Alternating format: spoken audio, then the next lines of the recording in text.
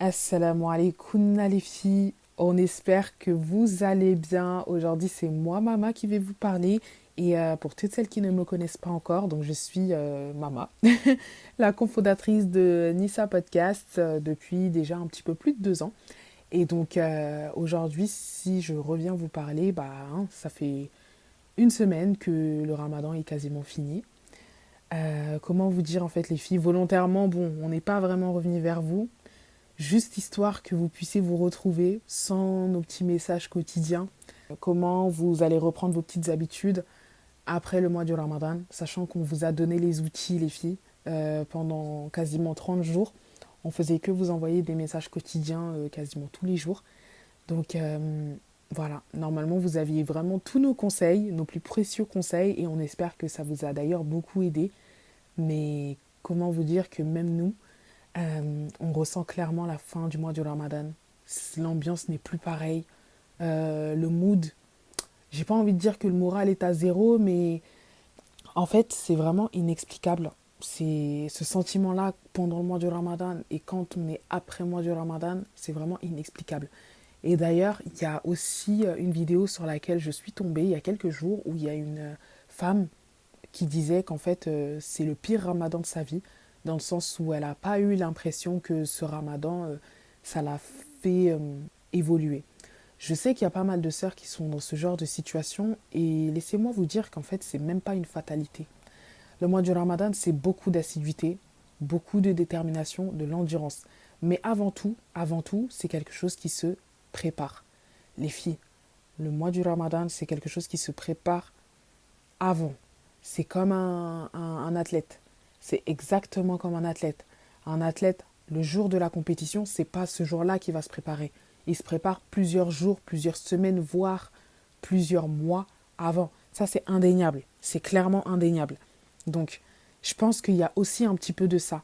Le fait qu'on ne se soit pas dit quelques jours avant, ah, dans une semaine, c'est le mois du Ramadan, quelles sont les habitudes que je vais déjà commencer à délaisser, quelles sont les choses qui vont me permettre de garder une certaine routine ou tout du moins une assiduité au niveau de mes actes d'adoration, au niveau de ma reprise par exemple, au niveau de la lecture du Coran, au niveau d'une lecture, quand je parle d'une reprise de la lecture du Coran, c'est une reprise mais de façon assidue, c'est-à-dire par exemple tous les jours ou tous les 2 jours, une écoute, ou sinon assister à des assemblées de sciences, assister à des conférences en lien avec la religion. Donc vraiment, ça se prépare les filles. Et encore une fois, c'est pas une fatalité de se dire que j'ai peut-être raté mon mois du Ramadan, là c'est passé. Mais c'est pas trop tard à l'heure actuelle de vous dire que je peux encore faire quelque chose. C'est vrai que la récompense ne sera peut-être pas décuplée que si je l'avais fait pendant le mois du Ramadan, mais il y a moyen de moyenner. Il y a moyen de faire quelque chose. Donc là, on vous a toujours dit, si vous avez besoin de quoi que ce soit, les filles, envoyez-nous un message sur Insta. Envoyez-nous un message par mail si vous le souhaitez, si vous êtes beaucoup plus à l'aise. Et on sera toujours là pour vous, sans jugement, bien évidemment. Donc, je sais que c'est compliqué en fait par moment de devoir se dire, je vais me confier, je vais devoir étaler sur la table quelque chose qui n'est pas forcément bien, mais tellement on en a entendu des vertes et des pas mûres, on a vraiment entendu beaucoup de choses. Donc autant vous dire que peu importe l'histoire avec laquelle vous venez, peu importe le ressenti avec lequel vous venez, sachez que nous, on aura toujours ce recul neutre. On ne va pas mélanger le personnel, enfin en tout cas nous, nos impressions personnelles et nos impressions neutres. On va vraiment faire la part des choses. Si vous avez besoin d'un accompagnement, si vous avez besoin de conseils, si vous avez besoin de, ne serait-ce que même qu'on puisse vous guider sur vos choix dans vos vies personnelles, écrivez-nous. Écrivez-nous, c'est ce qu'on vous a dit pendant le mois du Ramadan.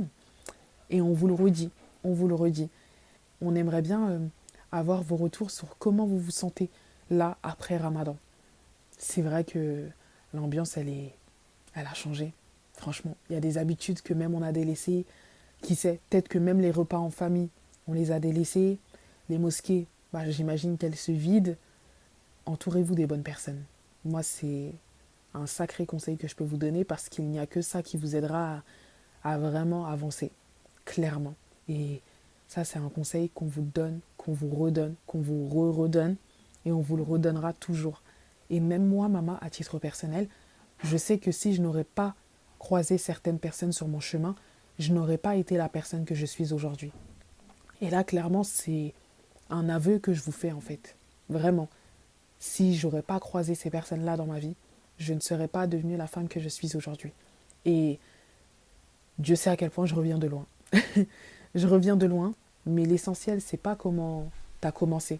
L'essentiel, et le plus important, c'est comment tu vas terminer. Qu'est-ce que tu fais pour bien terminer. Donc cet épisode aujourd'hui, il n'est pas si long que ça, mais c'était juste pour vous partager un petit ressenti. Et au passage, on prépare beaucoup de choses pour vous, pour la prochaine fois. On vous prépare pas mal de petites surprises et on espère que ça vous plaira. On en parlera plus amplement dans un prochain podcast qui va sortir dans les jours prochains. Donc les filles, prenez soin de vous, prenez soin de votre foi et on se dit à la prochaine, Inch'Allah. Assalamu alaikum les filles. Merci pour ce temps partagé avec nous. On espère que tu as passé un bon moment en notre compagnie. Si tu estimes que cet épisode peut être utile à une autre femme, on compte sur toi pour le lui partager. Tu peux également d'ailleurs noter cet épisode sur ta plateforme d'écoute préférée. Ta voix compte. Alors si tu souhaites nous partager une épreuve ou un bonheur qui a marqué ta vie, tu peux nous envoyer ton témoignage par mail ou bien pourquoi pas nous raconter ton histoire de vive voix dans un prochain épisode. Car oui, Nissa Podcast reste la voix des femmes qui s'écoutent et s'entraident. Cet épisode prend fin ici, mais notre relation, ma sœur, continue d'exister. Alors on reste à ton écoute comme toujours. Prends soin de toi et n'oublie surtout pas une chose. Allah est avec toi.